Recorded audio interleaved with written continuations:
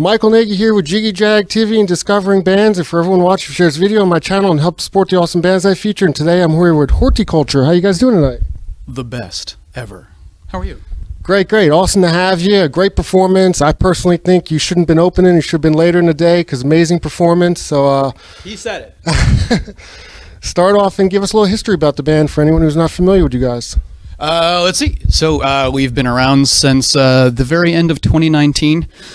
Eric and I, this is Eric, this is I, have been playing together for a couple decades in other bands. And that other previous band kind of went kaput in about 2018. And we decided we wanted to keep working together. And we love, like, you know, dark electronic music and industrial stuff. We're big kind of dancers at the goth clubs. And we just loved that. And we decided, hey, what if we made this style of music? Because we love dancing to it. And then we started doing it. And lo and behold, one thing led to another. And here we are sitting on these chairs with you.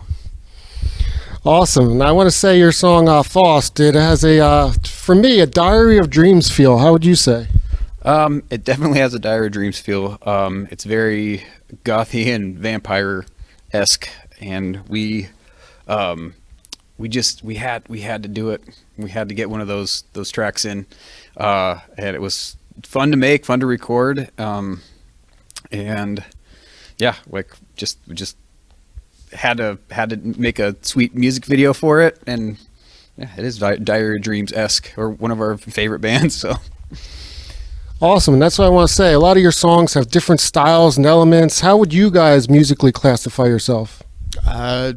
I have no idea, honestly. No, for real. Like, I have no idea. It feels like this sort of the bigger, I just usually do like goth industrial in general, everything under that umbrella. There's so many subgenres and so many terms, and it seems like there's always new ones. So I have no fucking clue. No fucking clue. So if anyone has an idea of like, oh, it's this, I'm like, all right, cool. Like I said, each song, some of them are more rock, some of them more goth, some of them more dark wave. That's why I was just wondering how you felt. So as I was saying before, we've been going to the clubs for a long time. We love dancing and listening to that music. It's always been cathartic for us to listen and to dance. And so we're influenced by so many of the different subgenres that the DJs will play, you know, more the down tempo, more up tempo, sort of the future pop stuff, the more aggressive industrial stuff, like all over. So we love all that stuff. You know, we have a very diverse background of all kinds of music that we like. And so one of the things that we like to do with this project is to kind of dip our toes in the water into a lot of those different subgenres and kind of do, oh, let's try something a little more in this vein and maybe a little more like that, or these kind of vibes, but, you know, interpret it through the way that we like to do things. So yeah, we like to kind of make sure that every song has its own little unique personality. And if we accomplish that and you think we did, then fantastic. And if not, then fine. I want to say, for a pretty new band, you guys have gotten your name out pretty well, working with Solar Fake and stuff. How have you guys managed to do that? We got the opportunity to do a tour with them, which was amazing. And then I've worked with them, like doing sound for them, and like I call it tour Sherpa. And we just cultivated a relationship in that way, and the rest is history. Yeah, we're just friends, and we just really love Sven and Jeans and Andre, just great people. And that goes a long way for me, is like somebody who's just really genuine and amazing person, to just not just discounting the professionalism, but just as people.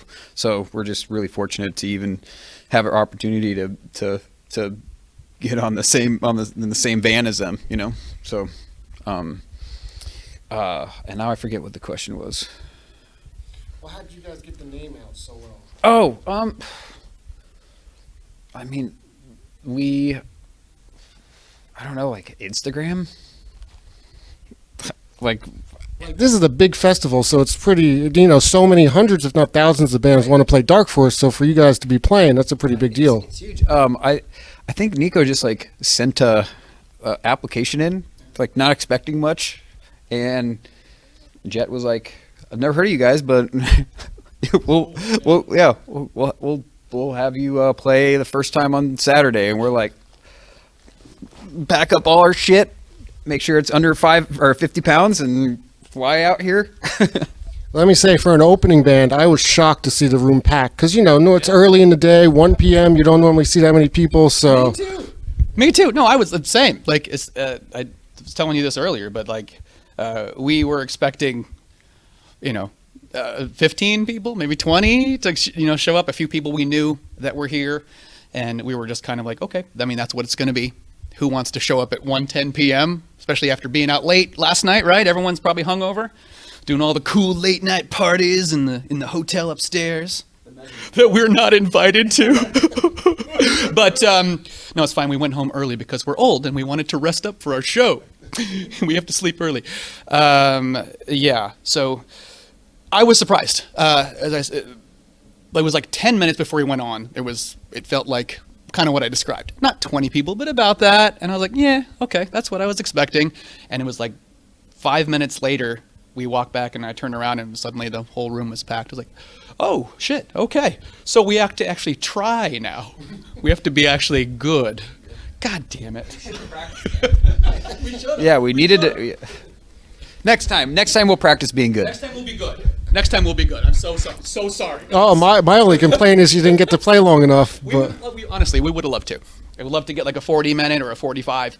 And yeah, I mean, sometimes you kind of go, oh man, we're flying across the country with all this stuff and spending all this money, and we only get to do a 30-minute set. But it's like, who fucking cares? We get to do a 30-minute set. We get to. This is awesome. We get to. And this many people spread the word, and it'll probably lead to bigger things. Yeah. Short and sweet, and we had a blast. After all the anxiety and panic attacks and catastrophizing, after I was done with that, very important, I itemized them on a list. Check, check, check. Done and done.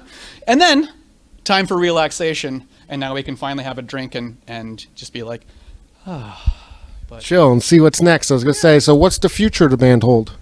We have more songs in the pipeline.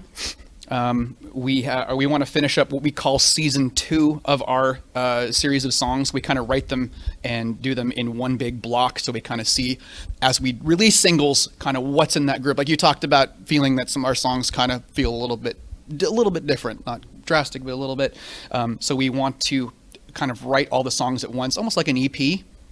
But then we drip feed them as singles because we're fucking busy and we have to have lives and jobs and everything's hard. So it makes it so it's doable, so we can keep making music at the pace we have time for. But we have a few more songs left in this group of songs that we've written. So far it's been The Price of Fame and Faust and Landlocked. And then we have 2 more original songs, giving all the deets here. 2 more original songs, and we're doing 1 more cover to close it out. And we'll be probably just delivering those over the time, and hopefully try to gear up for another big music video too, because we really had a really good time doing Faust. Oh, amazing music video, and that helps a lot. Oh yeah. Oh, cool, nice. Yeah, we got to shoot at the Molly Brown House, a historical spot in Denver. If you're not familiar, survivor of the Titanic, really cool, Victorian preserved mansion. Fits the gothy aesthetic quite well. But yeah, hopefully more of that, and we just try to stay at a very pathetically slow, steady pace, because that's what we can manage without having a mental breakdown. Yeah, I mean, there's stuff in the pipeline. We have stuff we're trying to do, and hopefully do more things like this, more festivals, more cool shows. We'd love to get over to Germany. Yeah. Well, that's what I was about to ask. Where do you want to see the band in 5 years from now? Honestly, we'd like to. We'd like to play. We'd like to be playing overseas. We'd like to be touring. We like to be making records. The normal thing that every band wants to do. We're like, we want to do that too. So, gee, wouldn't it be cool? Would it be cool if? Yeah, would it be cool? Like that little kid. It's like that little kid, teenager dream, where you think about what you think sounds cool when you're a little kid, oh, cool, I want to do that, back in the days of MTV, looking at that stuff, and you're see people, you're oh, I want to do that, that's cool.